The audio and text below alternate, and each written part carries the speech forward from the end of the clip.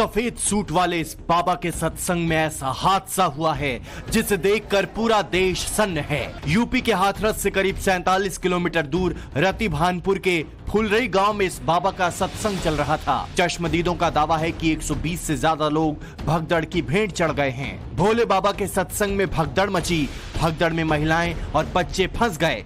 बाबा के पैर छूने की होड़ में लगी भीड़ ने कुचल डाला। 1.5 घंटा हादसे को हो गया। अभी का कोई सीनियर ऑफिसर यहाँ पे मौजूद नहीं है, न कोई सीनियर डॉक्टर यहाँ पे। सीएमओ साहब अभी तक आए नहीं है।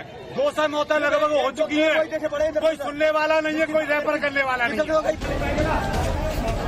मरने वालों में ज्यादा महिलाएं बताई जा रही हैं। करीब 150 से अधिक लोग जख्मी हैं। काल की गाल में समा चुके लोगों में ज्यादातर महिलाएं और बच्चे हैं। हाथरस हादसे पर प्रधानमंत्री नरेंद्र मोदी ने दुख जताया है। पीड़ितों की हर तरह से मदद का भरोसा दिया है। एक दुखद खबर भी दी गई है। यूपी के हाथरस में जो भगदड़ हुई उसमें अनेकों लोगों की दुखद मृत्यु होने की जानकारी आ रही है। जिन लोगों की इस हादसे में जान गई है, मैं उनके प्रति अपनी संवेदना व्यक्त करता हूं। मैं सभी घायलों के जल्द से जल्द ठीक होने की कामना करता हूं। राज्य सरकार की देखरेख में प्रशासन राहत और बचाव कार्य में जुटा हुआ है। केंद्र सरकार के वरिष्ठ उत्तर प्रदेश सरकार के लगातार संपर्क में है। मैं इस सदन के माध्यम से सभी को ये भरोसा देता हूं कि पीड़ितों की हर तरह से मदद की जाएगी।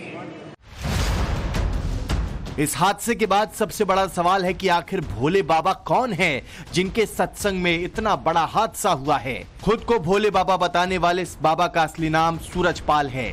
बताया जा रहा है कि बाबा बनने पर अपना नाम बदलकर नारायण साकार हरि रख लिया। दावा किया जाता है कि बाबा के अनुयायियों की तादाद लाखों में है। वो 3 राज्यों में फैले हुए हैं। बाबा को करीब से जानने वालों का कहना है कि वो हमेशा सफेद रंग के पैंट शर्ट पहनकर प्रवचन देते हैं। यही नहीं, बाबा अपना प्रवचन सिंहासन पर बैठकर सुनाते हैं। वहीं बाबा के अनुयायी गुलाबी शर्ट पैंट और सफेद टोपी पहनते हैं। चश्मदीदों की माने सत्संग के बाद श्रद्धालु बाबा के काफिले के पीछे उनकी चरण रज लेने के लिए दौड़े। भीड़ को काबू में करने के लिए पानी की बौछारें फेंकी गई। लोग भागने लगे, तभी एक दूसरे पर गिरते गए और फिर कुचलने से इतनी मौतें हुई। चश्मदीदों की माने तो हादसे के बाद अस्पतालों में हालात भयावह हो गए। लाशों और जख्मी लोगों को बस और टेम्पो में भरकर सिकंदराराव सीएचसी और एटा जिला अस्पताल भेजा गया।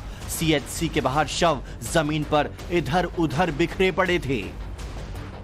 आपको मैं दिखाना चाहूंगा कि यही वो जगह है, ट्रॉमा सेंटर, जहां पे जब हादसा हुआ तो हादसे के बाद जो तमाम जो घायल थे या जो मृत थे उन्हें यहीं लाया गया और इसके बाद यहां से तमाम जो अलग अलग हॉस्पिटल हैं, चाहे एटा के हो, आगरा के हो, वहां उन्हें यहां से भेजा गया। लेकिन आपको दिखाना चाहूंगा कि देखिए, सबसे पहले जब यहाँ पे लोग पहुंचे थे तो यही वो जगह है जहां पर लाशों का एक अंबार लगा हुआ था। मृतक शरीरों के यहाँ पे शव पड़े हुए थे और ये तस्वीर में आपको दिखा रहा हूं। इस वक्त यहाँ पे तमाम अधिकारी मौजूद हैं यहाँ पे और चारों तरफ आप देख सकते हैं कि स्थानीय लोग हैं, उसके साथ ही साथ पुलिस के भी लोग यहाँ पे तैनात है, मौजूद है। आपको मैं तस्वीरें दिखा रहा हूं कि किस तरीके से जब वो घटना घटी थी। हालांकि जब हमारी अलीगढ़ आईजी से बात हुई तो उन्होंने साफ तौर पर टाइम्स नाउ भारत से बात करते हुए बताया है कि 116 लोगों की मौत हुई है और आयोजक के खिलाफ वो एफआईआर दर्ज करने की तैयारी कर रहे हैं। मामले को लेकर के एक जांच कमेटी का गठन किया गया है जहां इस बात की जांच की जाएगी कि आखिर कहां क्या कुछ उस हादसे को लेकर के कौन जिम्मेदार है। दुख का समय सरकार को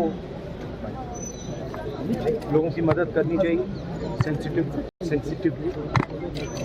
और सब परिवारों जिन्होंने किसी को खोया मैं कंडोलेंस करता हूं। बाबा का कनेक्शन सियासत से भी जुड़ा बताया जा रहा है। कुछ मौकों पर यूपी के कई बड़े नेताओं को उनके मंच पर देखा गया। इसमें समाजवादी पार्टी के राष्ट्रीय अध्यक्ष अखिलेश यादव का नाम भी शामिल है। बाबा के सत्संग में हुए हादसे पर अखिलेश यादव ने अपनी प्रतिक्रिया में सरकार पर सवाल उठाए हैं। सवाल ये कि इतने बड़े पैमाने पे इतने लोगों की जान जाना, आखिरकार सरकार क्या कर रही थी? और सरकार की जानकारी में होने के बाद भी इतनी बड़ी घटना हो जाए, बहुत दुखद है। सरकार की जिम्मेदारी बनती है कि अगर किसी आयोजन में इतने लोग इकट्ठे हो रहे हैं या इतने लोग आने वाले हैं, तो आखिरकार उनकी सुरक्षा, उनकी व्यवस्था के लिए सरकार ने क्या किया, ये सबसे बड़ा प्रश्न लगता है। मरने वालों की मदद हो, उनके परिवार के लोगों का पूरा इंतज़ाम हो, जो अगर घायल हैं, जिनको इलाज की ज़रूरत है, हमें उम्मीद है कि सरकार उनका इलाज अच्छा कराएगी। सीएम योगी आदित्यनाथ सीधी मॉनिटरिंग कर रही हैं। यूपी सरकार के 2 मंत्री घटना स्थल पर पहुंच गए हैं। मृतक के परिवारों को 2-2 लाख रुपए की आर्थिक मदद देने का ऐलान किया गया है।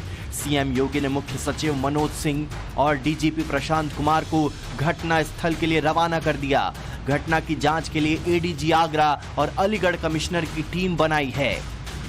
जब समागम अंत हो रहा था तो उस समय अत्यधिक उमस के कारण जब वहाँ से लोग निकलने को हुए तो उस समय ये घटना कारित हुई है। देखिए, अभी इसमें जिला प्रशासन अपनी तरफ से पूरी इसमें कार्रवाई कर रहा है, जिसमें कि सभी घायलों को अस्पताल और जितने भी अन्य लोग हैं उनको वहाँ से निकाल के अस्पताल भेजा जा रहा है। अभी एग्जैक्ट नंबर बताना संभव नहीं है। बड़ा सवाल है कि क्या मंजूरी से ज्यादा भक्तों की भीड़ बाबा ने जुटाई? क्या आपदा से निपटने की तैयारी आयोजकों ने नहीं की थी? आयोजकों ने भीड़ के बारे में प्रशासन को सही जानकारी नहीं दी? क्या आयोजकों की गलती की वजह से भगदड़ के हालात बने? भगदड़ के बाद बाबा ने रुकने की कोशिश क्यों नहीं की? भीड़ को कंट्रोल करने के लिए क्या पुलिस प्रशासन काफी था?